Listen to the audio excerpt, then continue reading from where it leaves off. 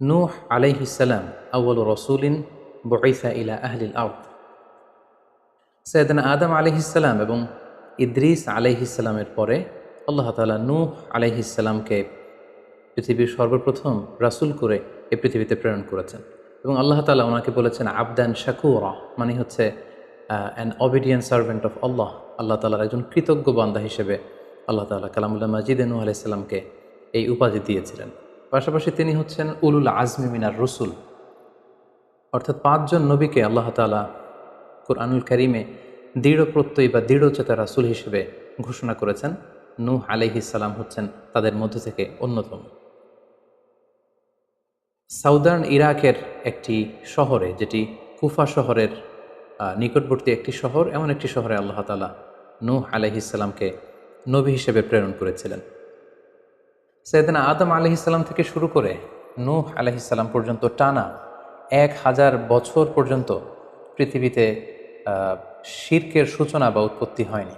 Basically নূহ আলাইহিস সালামের জামানাতেই এই পৃথিবীতে সর্বপ্রথম শিরকের সূচনা হয়েছিল। ইবলিস শয়তান সর্বপ্রথম নূহ আলাইহিস সালামের জামানার যে কওমের লোকেরা, তাদের কাছে শিরকের ইন্ট্রোডিউস করেছিল। তাদের সময়ে ৫ জন আল্লাহওয়ালা ব্যক্তি ছিল। তাদের এন্তেকালের পরে শয়তান সেই জনগোষ্ঠীর লোকদের কাছে এসে বলল, তোমরা এ সমস্ত কী ইবাদত করছো? তোমাদের পূর্বপুরুষেরা যেমনভাবে আল্লাহ তাআলার কাছে ইবাদত করে নিজেদেরকে সঁপে দিয়েছিল, তার সামনে তো তোমাদের ইবাদত কিছুই নয়। তোমরা একটা কাজ করো, তোমাদের ৫ জন আধ্যাত্মিক পুরুষ বা আল্লাহর প্রিয় বান্দাদের ৫টি মূর্তি তৈরি করে তোমরা তোমাদের ইবাদতগাহের পাশে রাখো। ফলে তাদের চেহারা দেখলে তাদের বেশি বেশি ইবাদতের কথা তোমাদের স্মরণ হবে এবং তোমরা আল্লাহ তাআলার ইবাদত করার ব্যাপারে বেশি আগ্রহী হবে। তারা এই শয়তানের মুখরোচক চমৎকার এই কথা শুনে তাদের শ্রেষ্ঠ ৫ জন সন্তান বা আল্লাহওয়ালা ৫ জন ব্যক্তির ৫টি মূর্তি তৈরি করে তাদের ইবাদত গাহের ভেতরে তারা স্থাপন করলো।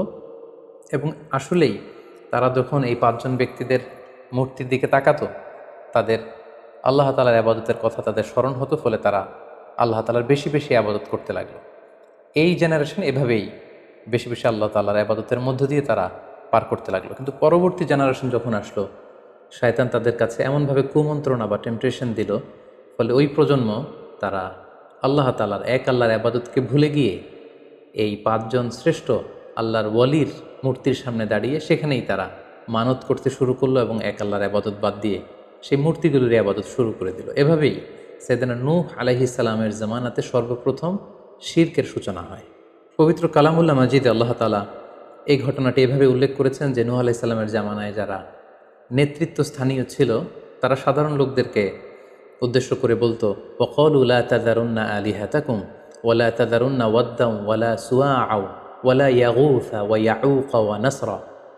অর্থাৎ আমাদের যে ৫ জন বিখ্যাত ব্যক্তি, তাদের নাম ছিল ওয়াদ্দান, সুওয়াআন, ইয়াগুস, ইয়াউক এবং নাসর। তোমরা এদের ইবাদত ছেড়ে দিও না, বরং তোমরা এদের উপাসনা করতে থাকো। ফলে এই আয়াতও প্রমাণ করে যে নূহ আলাইহিস সালামের জামানাতে সর্বপ্রথম শিরকের উৎপত্তি হয়েছিল। কিন্তু নূহ আলাইহিস সালাম তার জাতিগোষ্ঠীর কাছে এক আল্লাহর দাওয়াত দিয়ে যেতে লাগলেন।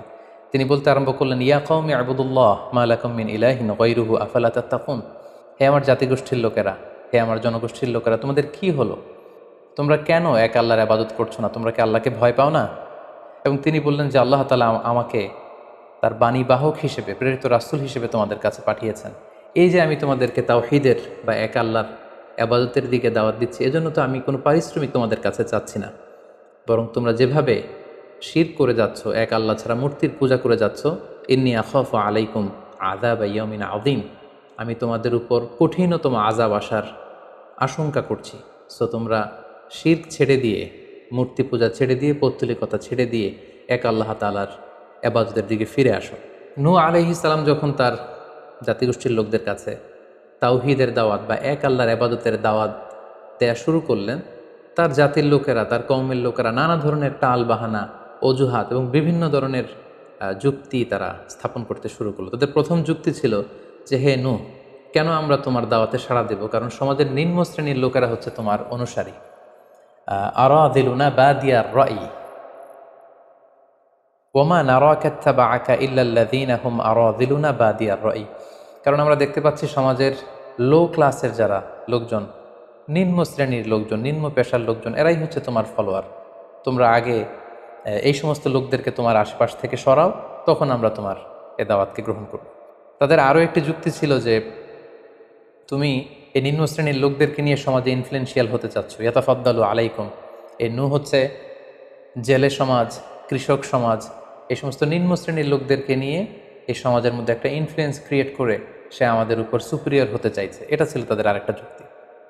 তারা আরও বলতো যে আগে যদি এই নিম্ন শ্রেণীর লোকদেরকে তোমার কাছ থেকে তুমি তাড়িয়ে দাও, তাহলে আমরা তোমার উপর বিশ্বাস স্থাপন করতে পারি।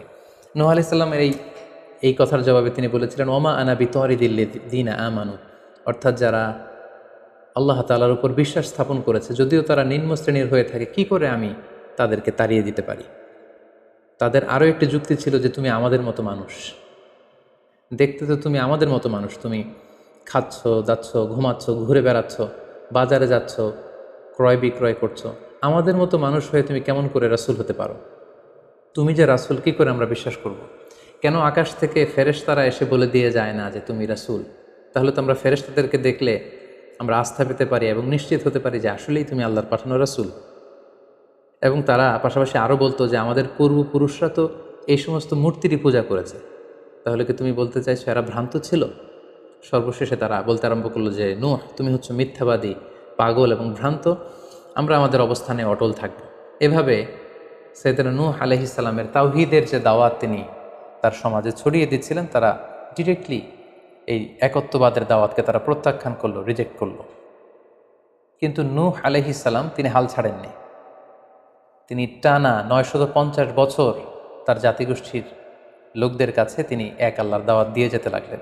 কালামুল্লাহ মাজিদ আমাদেরকে জানাচ্ছে, ওয়ালাকাদ আরসালনা নূহান ইলা কওমিহি ফালাবিসা ফীহিম আলফা সানাতিন ইল্লা 50 আমা। তিনি 1 বছর, 2 বছর, 10 বছর, 20 বছর নয়, টানা 950 বছর তিনি লাগাতার কন্টিনিউয়াসলি তার কওমের লোকদের কাছে তিনি এই তাওহীদের দাওয়াত দিয়ে যেতে লাগলেন। এবং তিনি দিন রাতকে এক করে টায়ারলেসলি, রেস্টলেসলি তিনি তার জাতিগোষ্ঠীর কাছে এই একই দাওয়াত দিতে লাগলেন। তিনি বলছেন যে রব্বি ইন্নী দাআউতু কওমি লাইলা ওয়া নাহারা, হে আল্লাহ, দিন রাত তো আমি চেষ্টা করে গেলাম, তাদেরকে তাওহীদের দাওয়াত দিলাম, কিন্তু তারা আমার কথা শুনছে না। ওয়া ইন্নী কুল্লামা দাআউতুহুম লিতাগফিরা লাহুম জাআলু আসাবিআহুম ফি আযানিহিম। এর মানে হচ্ছে আল্লাহ, আমি যখনই তাদেরকে দাওয়াত দিতাম, তারা তাদের আঙ্গুলগুলো তাদের কানের ভেতরে ঢুকিয়ে রাখতো, যাতে করে আমার তাওহীদের কথা তাদের শুনতে না হয়। এবং ওয়াস্তাগশাউ সিয়াবাহুম ওয়া আসররু ওয়াস্তাকবারু ইস্তিকবারা, তারা আমাকে দেখলেই চাদর দিয়ে তাদের মুখ পেঁচিয়ে রাখতো, যাতে করে আমার কথাগুলো তারা শুনতে না পায়। সুম্মা ইন্নী দাআউতুহুম জিহারা। আমি, নূহ আলাইহিস সালাম বললেন, আল্লাহ, আমি দাওয়াতি কাজ করার কোনো মাধ্যমই তো বাকি রাখিনি। আমি প্রথমে পার্সন টু পার্সন, আমি প্রাইভেটলি দাওয়াত দিতাম। এটা যখন তারা অস্বীকার করলো, আমি তখন পাবলিক দাওয়াত দেওয়া শুরু করলাম। আমি তাদের বড় গ্যাদারিংসে, বিভিন্ন ফেস্টিভ্যালে যে তাদেরকে এই দাওয়াতের কথা শোনালাম, কিন্তু তারা প্রত্যাখ্যান করেছে। সুম্মা ইন্নী আ'লানতু লাহুম ওয়া আসরারতু লাহুম ইসরারা। অর্থাৎ এই আয়াত থেকে বোঝা যাচ্ছে যে নূহ আলাইহিস সালাম দাওয়াত দেয়ার বা বাণী বাহকের যে কাজ, এই গুরুদায়িত্ব পালনে কোনো ধরনের প্রক্রিয়া তিনি বাদ রাখেননি। তিনি দিনে রাতে, তিনি প্রাইভেটলি, তিনি পাবলিকলি, তিনি উৎসাহ প্রদানের মাধ্যমে, জান্নাতের সুসংবাদ দেওয়ার মাধ্যমে, কিংবা জাহান্নামের ভয় দেখানোর মাধ্যমে নানাভাবে তার জাতিগোষ্ঠীর কাছে আখিরাতের কথা, আখিরাতে আল্লাহ তাআলার সুপ্রিম কোর্টের কাঠগড়ায় দাঁড়িয়ে জবাবদিহিতার কথা, এক আল্লাহর একত্ববাদের কথা, এই দাওয়াতগুলো তিনি দিয়ে গিয়েছেন। কিন্তু অধিকাংশ ক্ষেত্রেই এবং অধিকাংশ লোকগুলোই নূহ আলাইহিস সালামের এই তাওহীদের দাওয়াতকে প্রত্যাখ্যান করেছিল এবং রিজেক্ট করেছিল।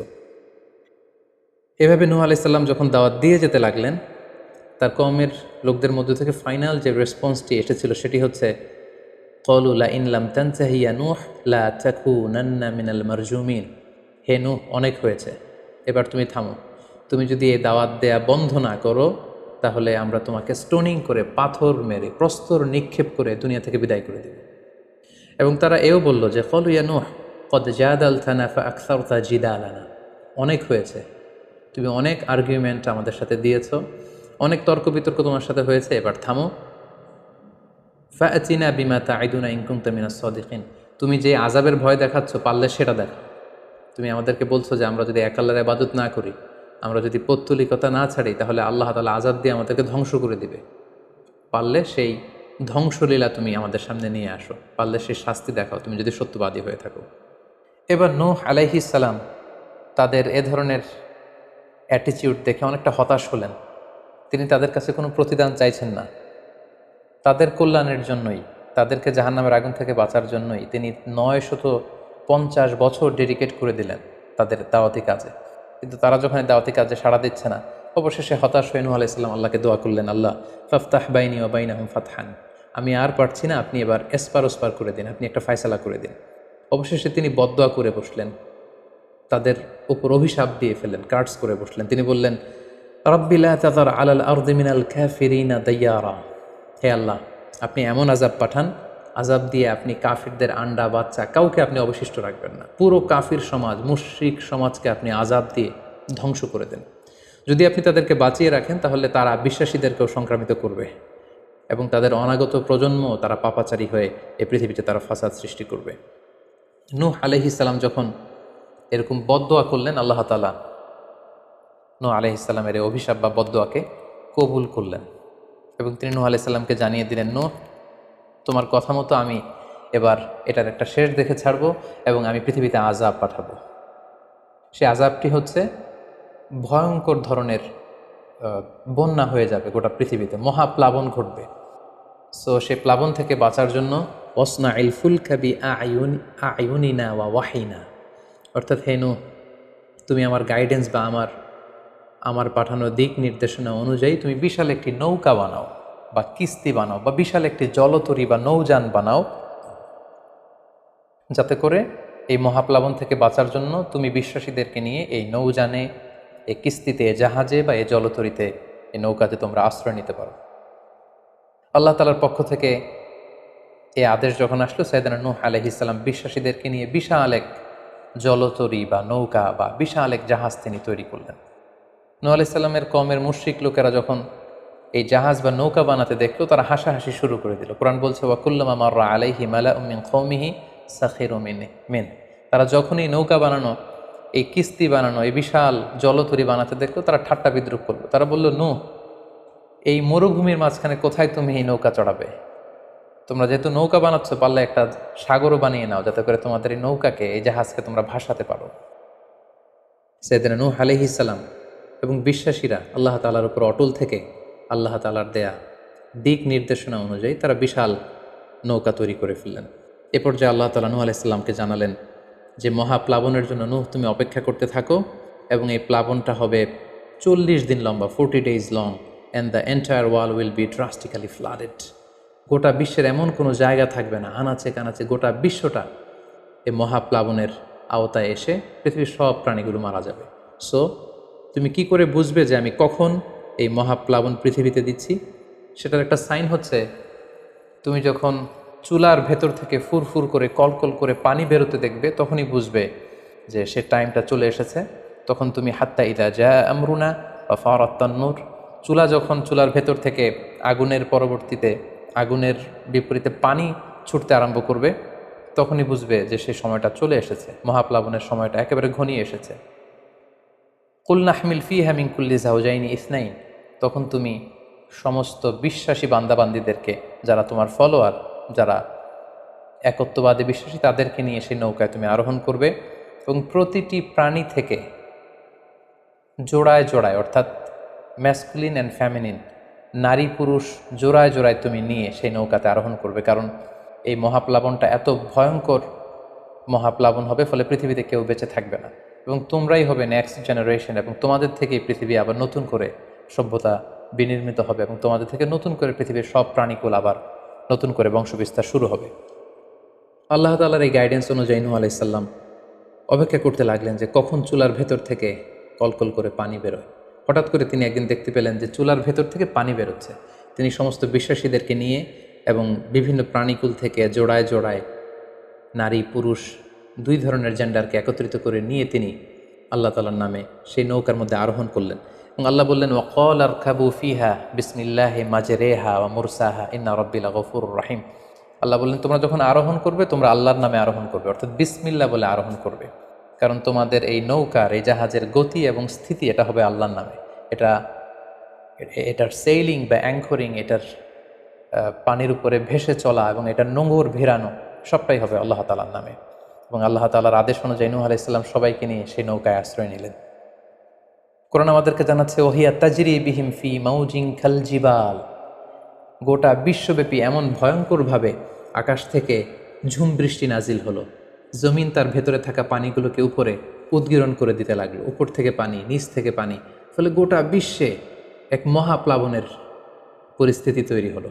এবং সেই ভয়ঙ্কর প্লাবনের মধ্যে, সেই ঝড় ঝাপটার মধ্যে, সেই পানির মধ্যে নূহ আলাইহিস সালামের সেই কিস্তি বা সেই জলতরী বা সেই নৌকা ভাসতে লাগলো।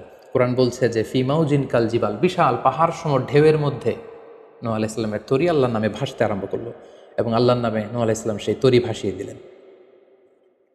মহাপ্লাবনের ঠিক কিছু আগে নূহ আলাইহিস সালাম ওনার ছেলে কানাআনকে আহ্বান করলেন যে, কানাআন, তুমি এই নৌকার মধ্যে আরোহণ করো। আমরা ইতিহাস থেকে আমরা জেনেছি যে নূহ আলাইহিস সালামের 4 জন সন্তান ছিল, হাম, সাম, ইয়াফাস, কানাআন।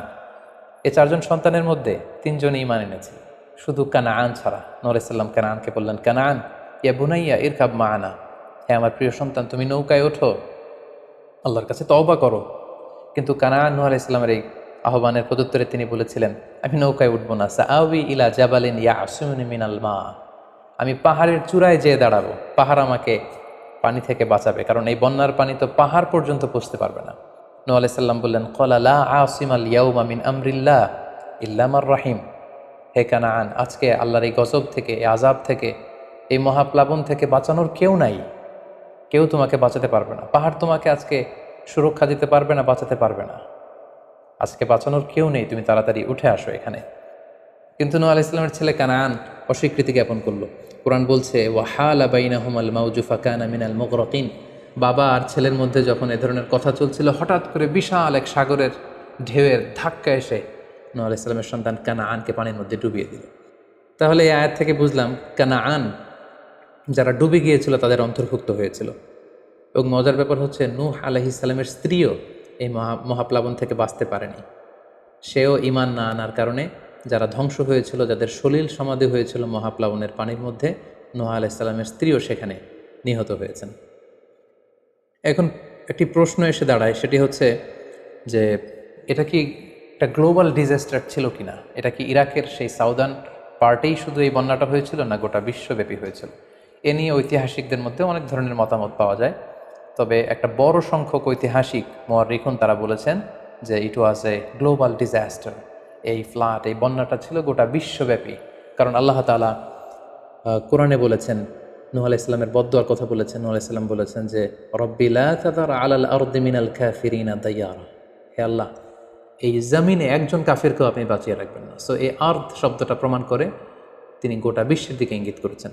এবং আল্লাহ যখন জমিনকে ইঙ্গিত করেছেন, ইয়া আরদুবলাই, হে পানি তুমি নিচের দিকে চলে যাও, ফলে এই আর্দ দ্বারা বোঝা যাচ্ছে যে শুধু ইরাকের সেই সাউদার্ন ইরাকের কুফা শহরের পাশেই এই বন্যাটা লিমিটেড বা সীমিত ছিল না, বরং এই ডিজাস্টারটা ছিল একটা গ্লোবাল ডিজাস্টার। গোটা বিশ্বব্যাপী মহাপ্লাবনের পানিতে গোটা বিশ্বের সব সয়লাভ হয়ে গিয়েছিল। 40 দিন এই বন্যাটা কন্টিনিউ করেছে এবং 40 দিনের এই সময়ে মহাপ্লাবনে যত কাফির, মুশরিক এবং নূহ আলাইহিস সালামের সময়কালের যত মুশরিক এবং অবাধ্য লোকেরা ছিল, সবাইকে আল্লাহ তাআলা এই বন্যার মাধ্যমে ধ্বংস করেছেন। 40 দিন পর আল্লাহ তাআলা আদেশ করলেন, ইয়া আরদু বুলাঈ মাআকি ওয়া ইয়া সামাউ আকলিঈ, অর্থাৎ হে আকাশ, তুমি বৃষ্টি বর্ষণ করা এবার স্টপ করো, এবার বন্ধ করো।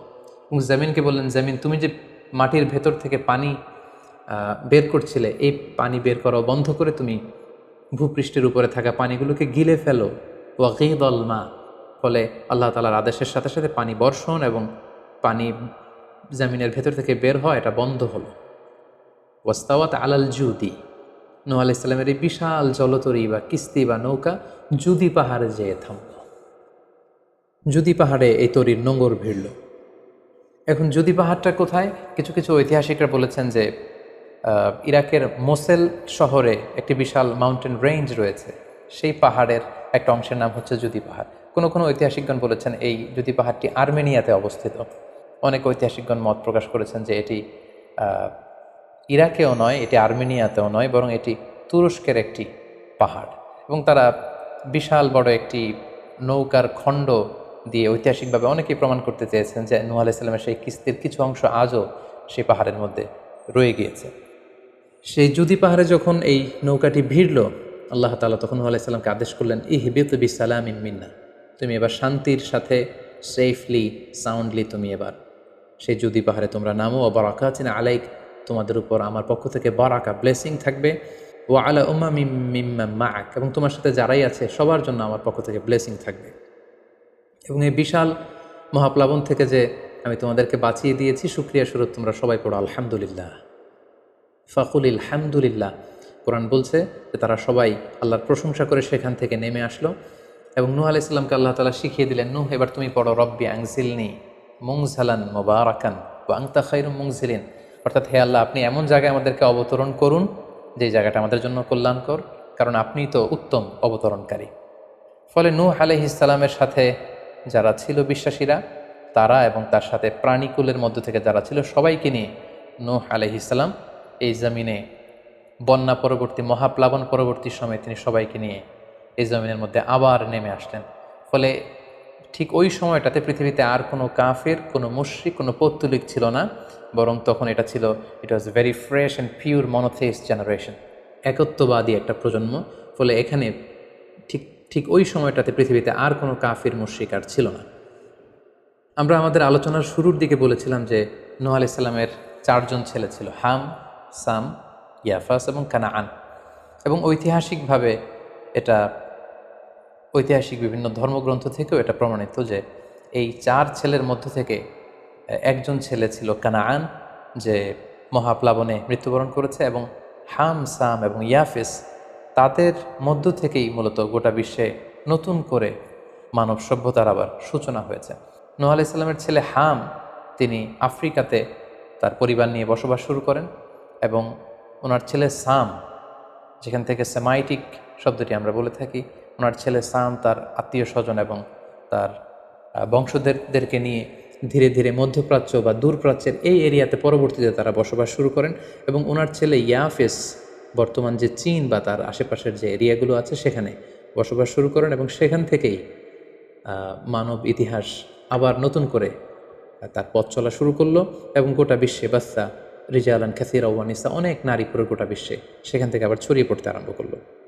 এভাবেই নূহ আলাইহিস সালাম একত্ববাদের দাওয়াত দিয়ে নিরলস প্রচেষ্টা করে ওনার জীবনকে তিনি অতিবাহিত করেছেন।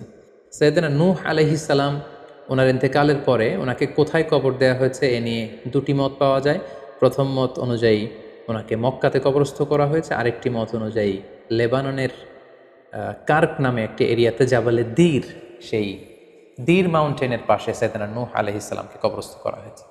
সম্মানিত শুধু এই ছিল নূহ আলাইহিস সালামের সংক্ষিপ্ত, বর্ণাঢ্য এবং সংগ্রামী জীবন কাহিনী।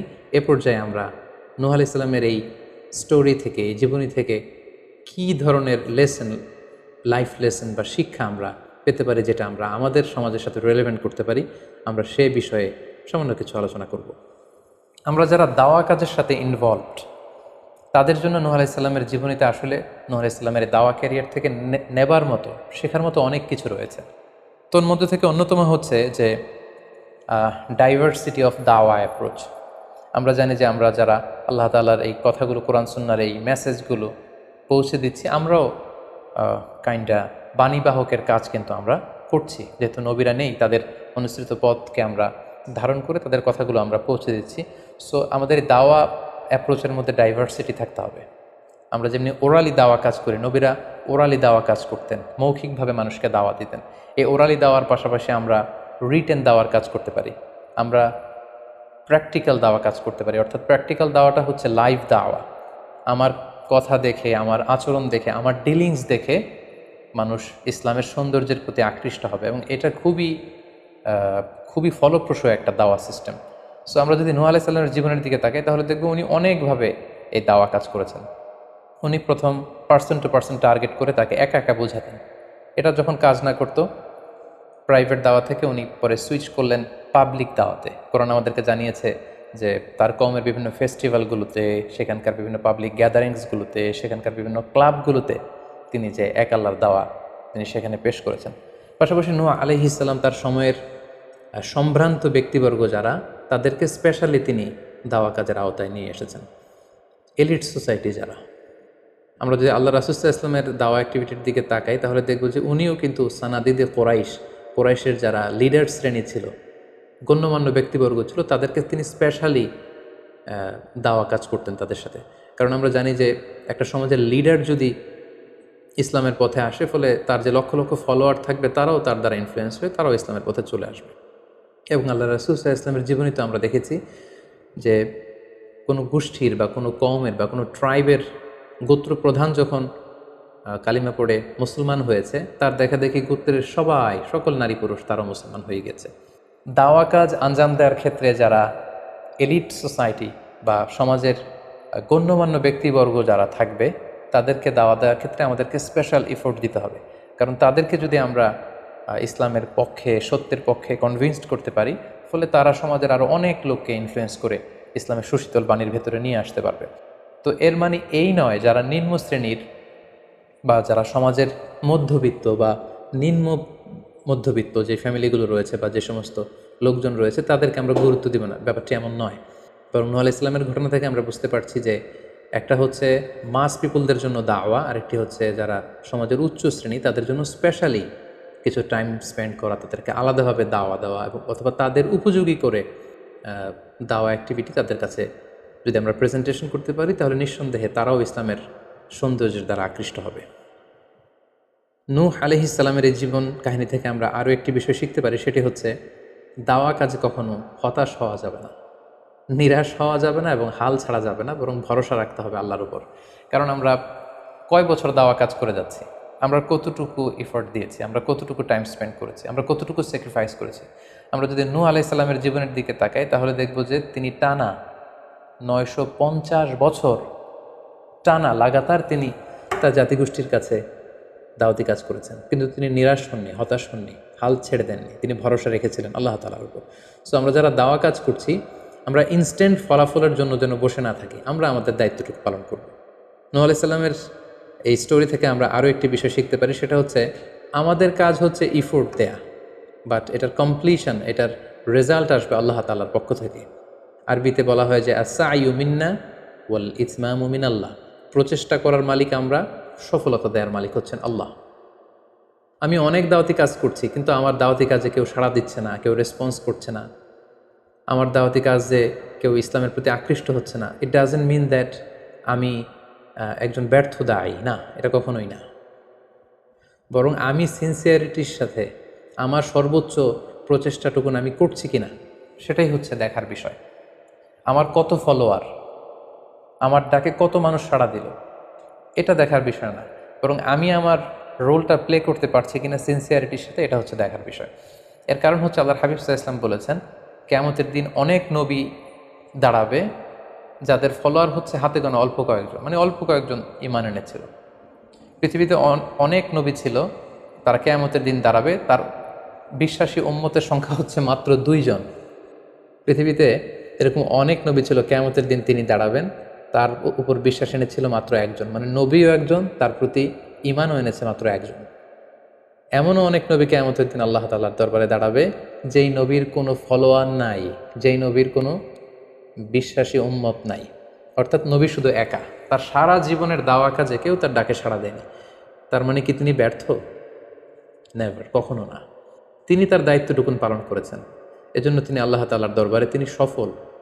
সো কে আপনার ডাকে সাড়া দিবে, কে ইসলামের পথে আসবে, এটা আমাদের দেখার বিষয় না। আমাদের দেখার বিষয় হচ্ছে আমরা আমাদের দায়িত্বটুকুন পালন করেছি কিনা, আমরা কোরআনের, ইসলামের সুন্দর বিউটিফুল মেসেজগুলো আমরা পৌঁছে দিতে পেরেছি কিনা, that should be hour concern.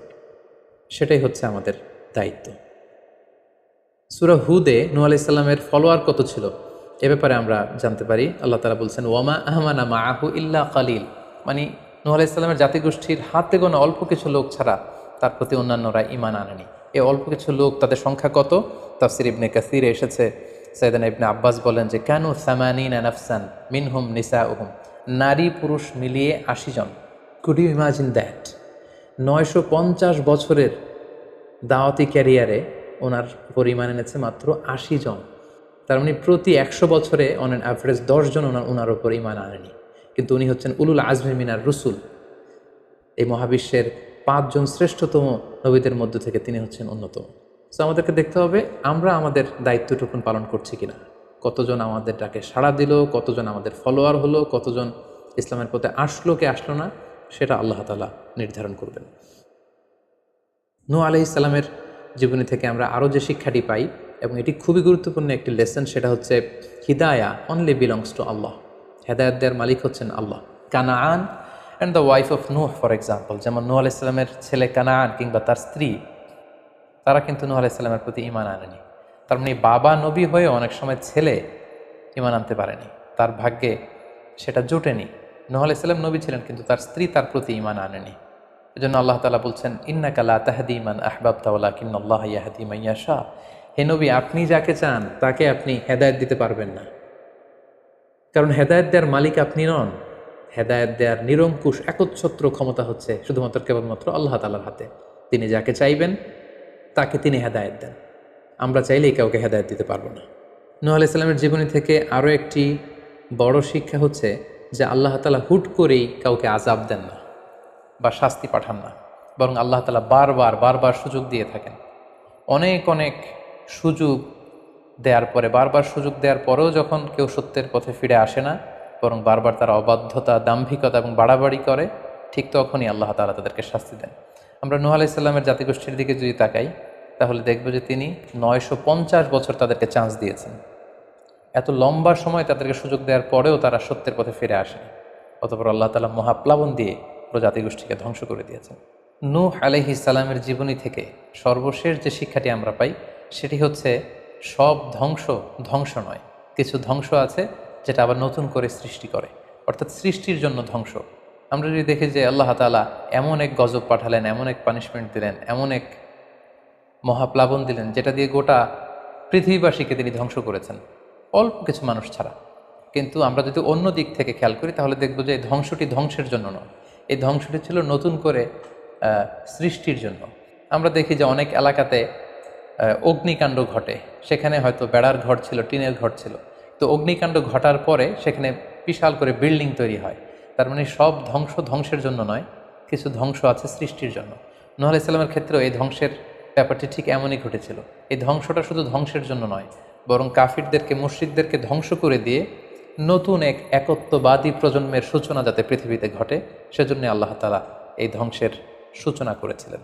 আল্লাহ তাআলা আমাদের সবাইকে আম্বিয়া আলাইহিমুসসালামদের অনুসৃত পথে থেকে তাদের মত এবং পথকে বেছে নিয়ে সিরাতুল মুস্তাকিমে পরিচালিত হওয়ার তৌফিক দান করুক।